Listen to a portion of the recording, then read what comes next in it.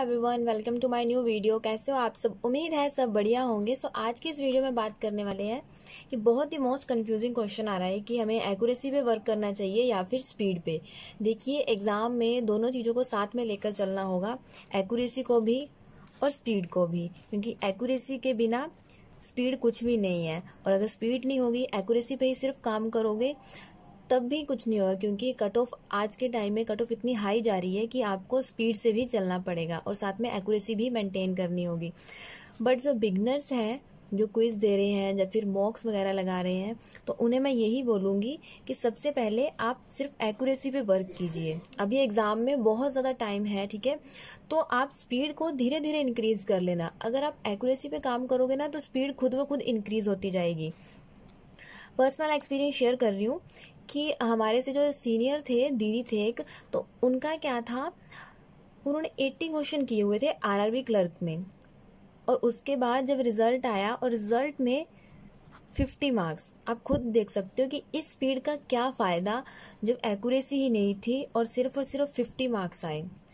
ठीक है, 2 क्वेश्चन गलत हो गए, 3 क्वेश्चन गलत हो गए, इनफ है।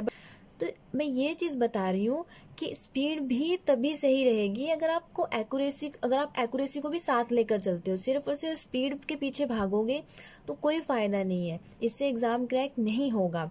ठीक है, हाँ, एक्यूरेसी मेंटेन की है, स्पीड को साथ में लेकर चल रहे हो, ज़्यादा तेज़ नहीं आप सॉल्व कर रहे हो, ठीक है, मीडियम भी है, तब भी एग्ज़ाम क्रैक हो जाएगा।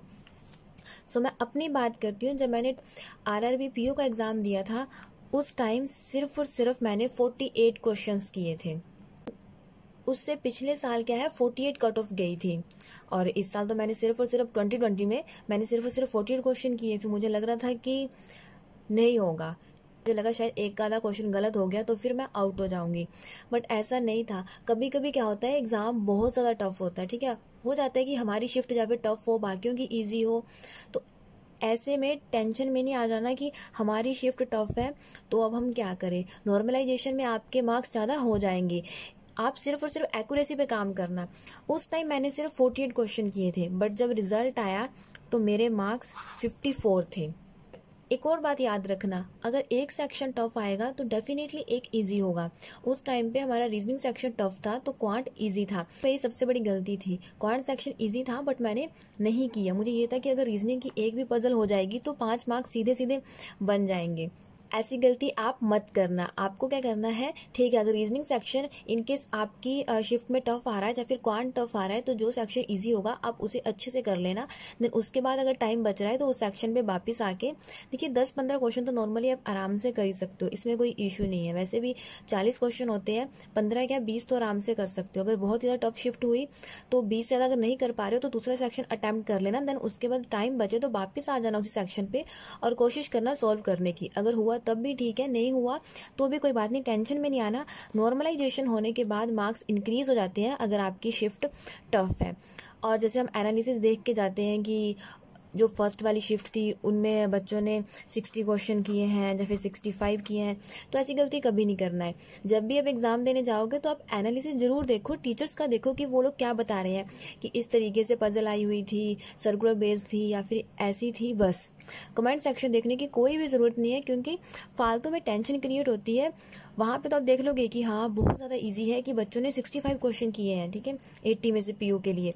और जब अपनी शिफ्ट में बैठोगे, इन केस वो टफ आ गई, तो वहाँ पे क्या है, दिमाग प्रेशराइज तो ऑलरेडी होता ही है, ठीक है, कि बहुत ज़्यादा प्रेशर होता है, तो एक और टेंशन होने लगती है कि बाकियों ने इतने क्वेश्चन अटैम्प्ट किए हैं और मेरे तो 48 ही हैं या फिर 50 ही हैं, तो मेरा तो सिलेक्शन होगा ही नहीं है, मैं तो पहले ही आउट हो जाऊंगा या फिर हो जाऊंगी।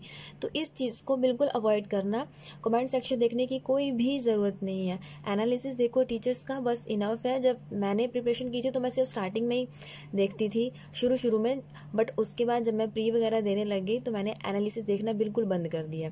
मुझे ये था कि हाँ, मैंने प्रिपरेशन की है, मॉक्स वगैरह लगाए हुए हैं, तो कोई बात नहीं, जो होगा देख लूँगी। वहाँ पे कमेंट सेक्शन को मैं कभी भी नहीं ओपन करती थी, कि इससे क्या है, एक अलग ही टेंशन क्रिएट हो जाती है। तो इन सब चीज़ों को अलग रखते हुए आपको सिर्फ और सिर्फ एक्यूरेसी वर्क करना है और साथ में स्पीड को लेकर चलना है। अब जो बिगनर्स होंगे कि उनका क्या है, परसेंटाइल कम आ रही होगी, ठीक है ना, 70% या 60%, तो कोई बात नहीं, एटलीस्ट आपको ये देखना है कि आप जितना कर रहे हो उतना सही होना चाहिए। अगर आपने आरआरबी पीओ का मान लो आप मॉक लगा रहे हो, 80 में से अगर आपने सिर्फ और सिर्फ 40 क्वेश्चन ही किए हैं, तो आप ये देखो कि 40 क्वेश्चन सही है ना, आपके कितने मार्क्स आ रहे हैं आप ये देखो, आपकी कितनी एक्यूरेसी आप ये देखो। ये मत देखो कि 80 में से सिर्फ और सिर्फ आप 50% ही अटैम्प्ट कर पाए हो। और जब आपके 40 आएंगे तो धीरे धीरे जब एक्यूरेसी होगी तो एक अलग कॉन्फिडेंस बिल्ड हो जाएगा, और उसके साथ क्या है 40 से धीरे धीरे बढ़ जाएंगे 50, 55, 60। तो बिल्कुल ऐसी गलती नहीं करना है कि आपको स्पीड के पीछे भागना है, आपको पहले एक्यूरेसी पे वर्क करना है, देन उसके बाद आपकी स्पीड धीरे धीरे इंक्रीज़ हो जाएगी। जैसे जैसे मैंने कुछ कुछ बातें रीजनिंग के लिए शेयर की हुई हैं, आपको डिस्क्रिप्शन में लिंक मिल जाएगा कि पजल सॉल्व करने के लिए किन किन बातों का ध्यान रखना है। सेम एज इट मैंने क्वांट के लिए भी कुछ कुछ चीज़ों को याद रखने के लिए बोला है, ठीक है, तो उसका भी डिस्क्रिप्शन में लिंक मिल जाएगा, आप देख लेना, जिससे क्या है आपकी स्पीड इंक्रीज़ हो जाए, आपको हेल्प मिल जाए, आपका टाइम वेस्ट होने से बच जाए। तो मैंने ऐसी कुछ बातें शेयर किया, आप वीडियो को देख लेना, डिस्क्रिप्शन में दोनों वीडियोस का लिंक मिल जाएगा, और आई बटन में आपको क्वांट की वीडियो शो हो रही होगी, आप उस वीडियो को भी देख लेना। डिस्क्रिप्शन में भी सेम वीडियो का लिंक है, ताकि आपको पता लग जाए कि किस तरीके से टाइम को ज़्यादा से ज़्यादा बचाना है, सेव करना है, और स्पीड फिर खुद ब खुद ही इंक्रीज़ हो जाएगी। सो वंस अगेन फिर से मैं रिपीट कर रही हूँ कि स्पीड आपकी इंक्रीज हो जाएगी, आपको टेंशन नहीं लेनी है, आपको सिर्फ और सिर्फ एक्यूरेसी पर वर्क करना है। आज आप मॉक लगा रहे हो, आपके सिर्फ 10 मार्क्स आ रहे हैं, 15 आ रहे हैं, 20 आ रहे हैं, तो कोई बात नहीं, धीरे धीरे ये मार्क्स इंक्रीज हो जाएंगे, एक दिन 60 आएंगे, 65, 70, ठीक है, वो आपके ऊपर डिपेंड है कि आप कहाँ तक लेकर जा रहे हो। पर जब एक्यूरेसी वर्क करोगे तो कोई बात नहीं, अगर एग्जाम टफ भी हुआ तो नॉर्मलाइजेशन में आपके मार्क्स इंक्रीज हो जाएंगे, बट अगर आप स्पीड के पीछे भागोगे तो वहां पे नॉर्मलाइजेशन भी कुछ नहीं कर पाएगी, क्योंकि अगर नेगेटिव मार्किंग में ज़्यादा मार्क्स कट जाएंगे तो फिर नॉर्मलाइजेशन भी आपके कट ऑफ क्रैक करने में हेल्प नहीं कर पाएगी। एक और चीज़, 2021 में मैंने सिर्फ और सिर्फ 60 क्वेश्चन किए थे, ठीक है, और वहां पे भी मेरे आई थिंक 64 मार्क्स हैं नॉर्मलाइजेशन के कारण, ठीक है। तो फिर से बात कर रही हो, एक्यूरेसी पे ध्यान देना, स्पीड धीरे धीरे खुद ब खुद इंक्रीज हो जाएंगी। आई होप कि अब सभी का डाउट क्लियर हो चुका है कि किस चीज़ पे ज़्यादा वर्क करना है।